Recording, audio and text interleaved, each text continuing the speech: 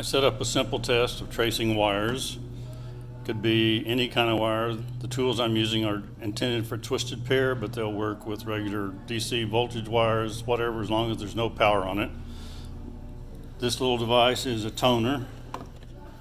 It's relatively cheap. It's got a switch on it for toning and continuity. This little device is a probe and receiver, and it picks up the tone emitted by the little yellow device, which I've hooked up to these wires, as you can see.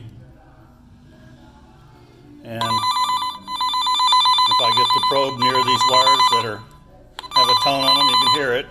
I'm going 30 feet away now within my garage, and I will pick up the tone at the other end of this wiring. As you can see,